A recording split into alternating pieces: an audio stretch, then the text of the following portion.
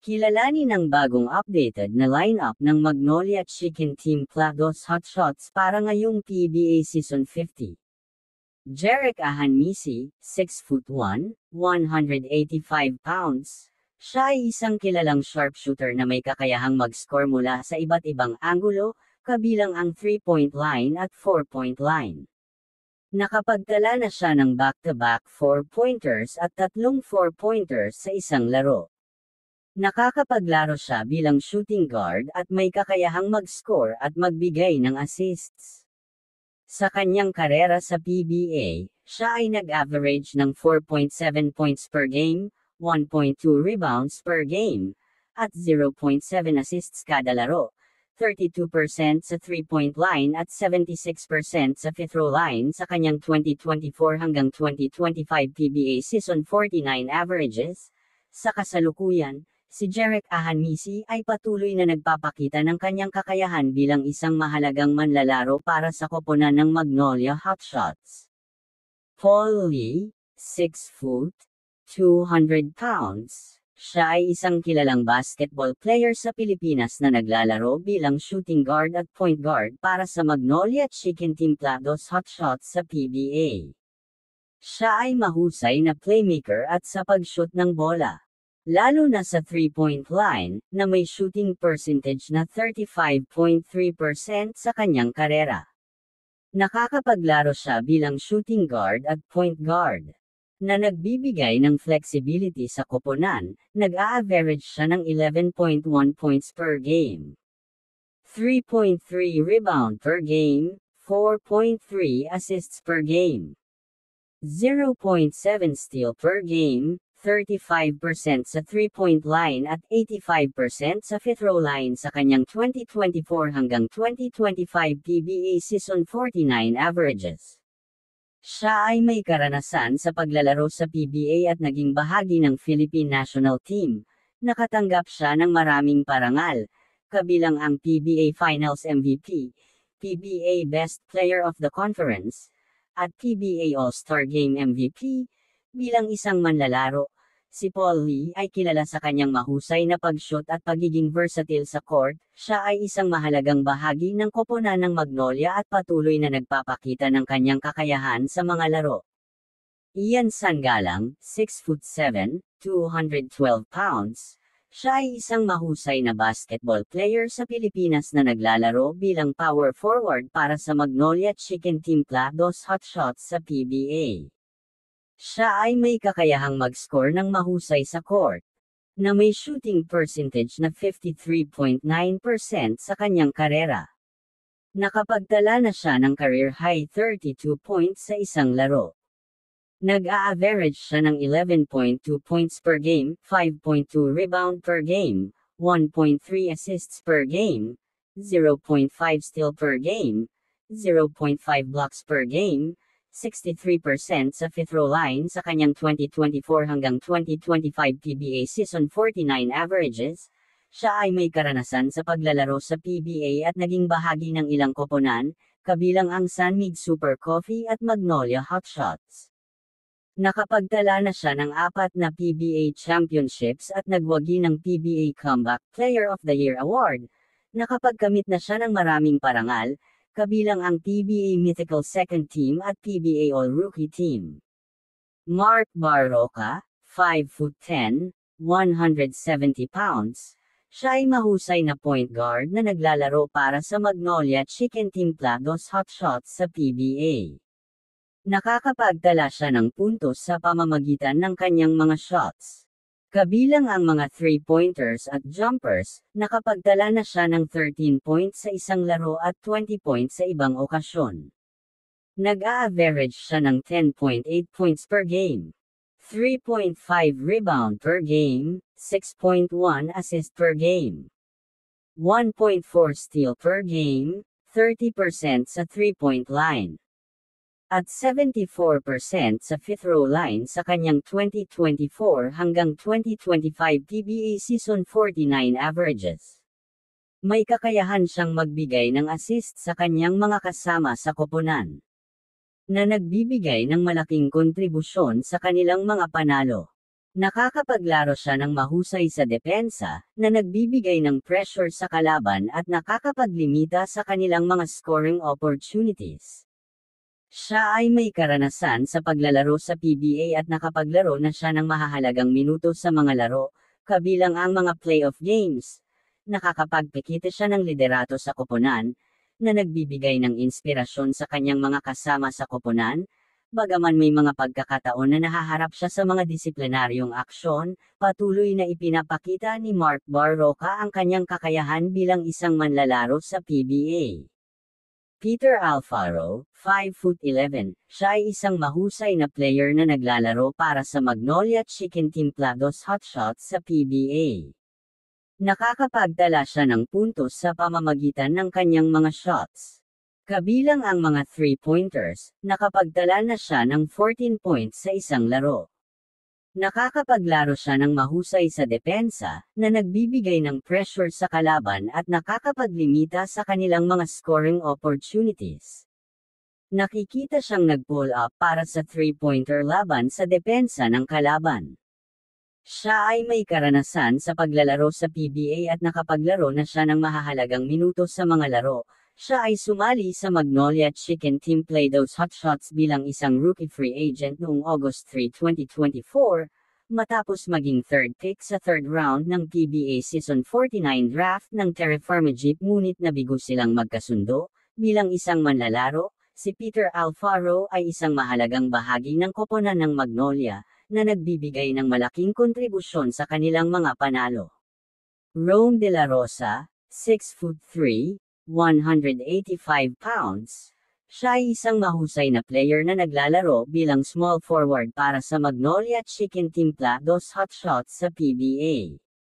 Nakakapagtala siya ng puntos sa pamamagitan ng kanyang mga shots, kabilang ang mga 3-pointers. Nakapagtala na siya ng 16 points at 5 rebounds sa isang laro.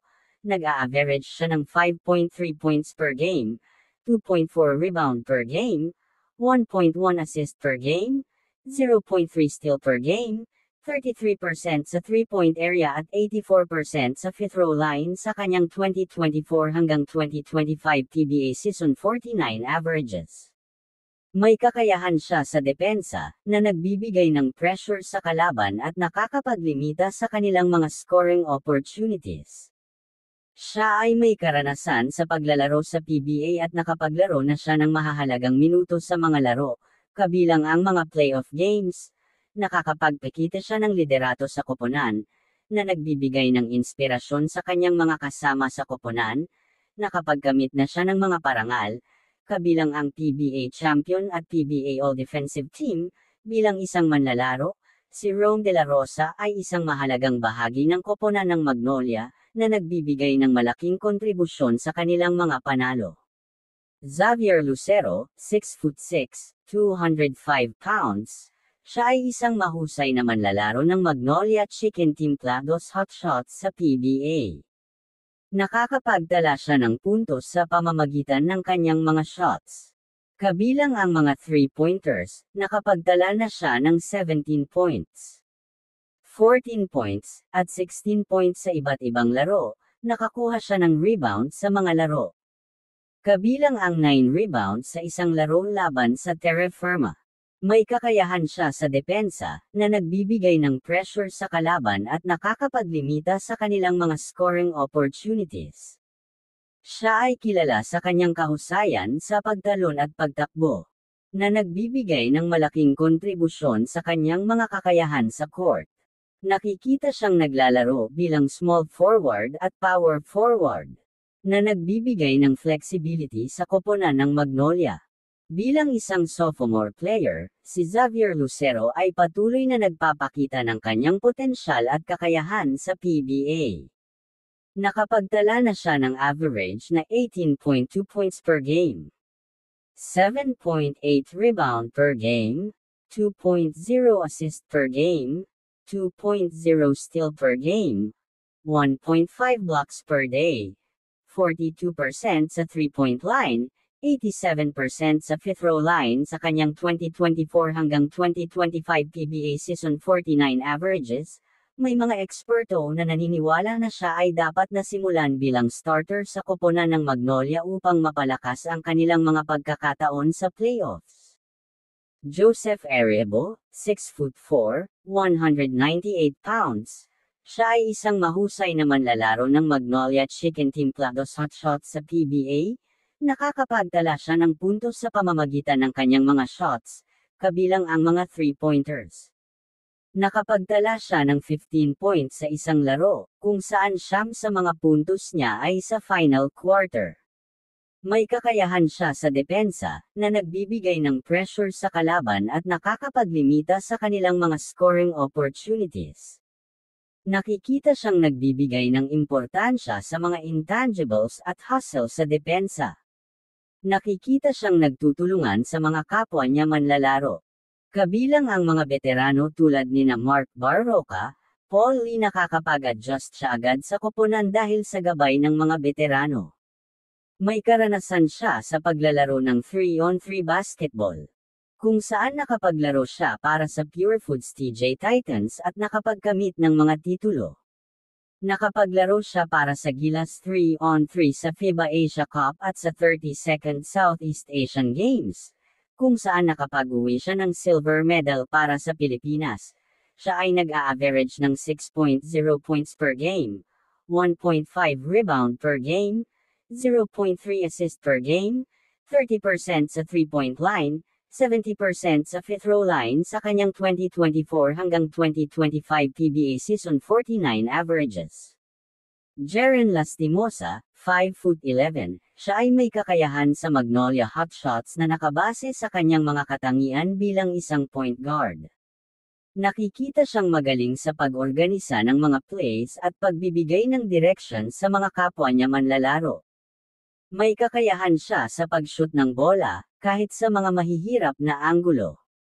Nakikita siyang epektibo sa pag-pressure sa mga kalaban at pag-agaw ng bola. Bilang point guard, nakikita siyang versatile at may kakayahang maglaro sa iba't ibang sitwasyon.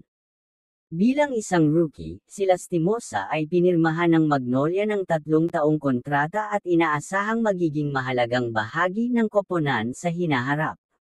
Nakikita siyang isang posibleng franchise player para sa Magnolia Hotshots. Nag-a-average siya ng 10.3 points per game, 3.3 rebound per game, 2.9 assist per game, 0.7 steal per game, 25% sa 3-point line, at 75% sa free throw line sa kanyang 2024 hanggang 2025 PBA Season 49 averages. James Laput ay isang sentrong may kakayahang maglaro sa iba't ibang aspeto ng laro. Siya ay may taas na 6'10" at timbang na 244 pounds, na nagbibigay sa kanya ng kalamangan sa depensa at rebound. Nakakapagtala siya ng puntos sa pamamagitan ng kanyang mga shots, kahit na limitado ang kanyang playing time. Nakapagtala siya ng 1.0 points at 1.33 rebounds sa mga laro kung saan siya nakapaglaro. May potensyal siya sa depensa dahil sa kanyang laki at athletic build.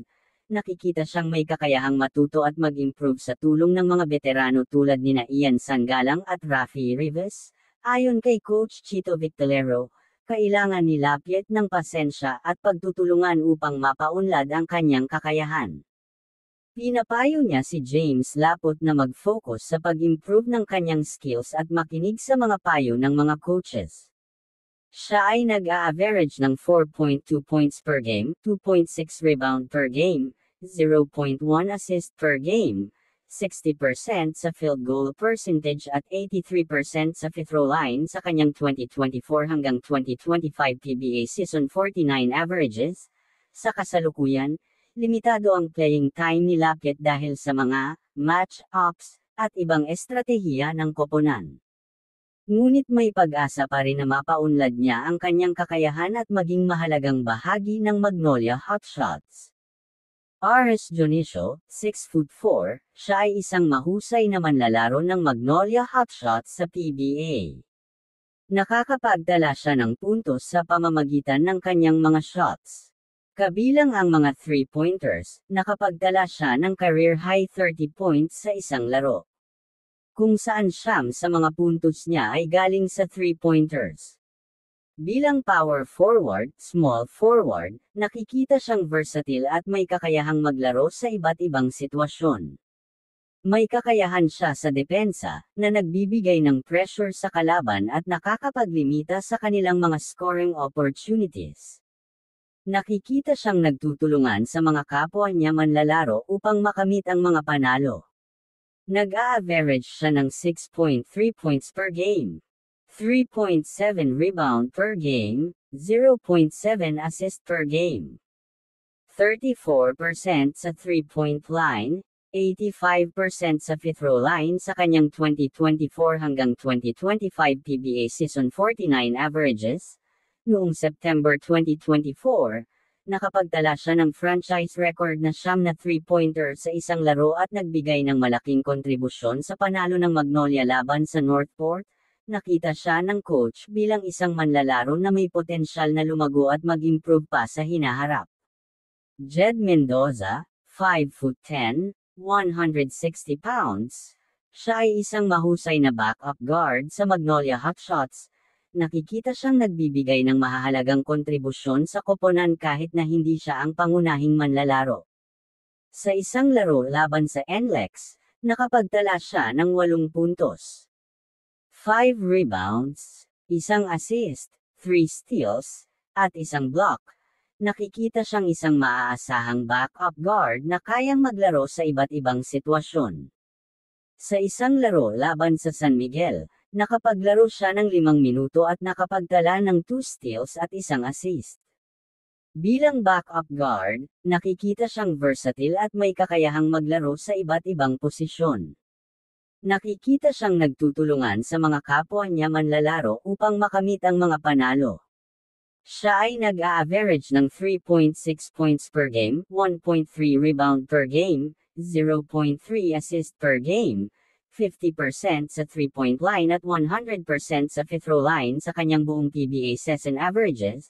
Ang kanyang numero 65 na jersey ay sumisimbolo sa kanyang pagiging last pick sa 2021 PBA draft.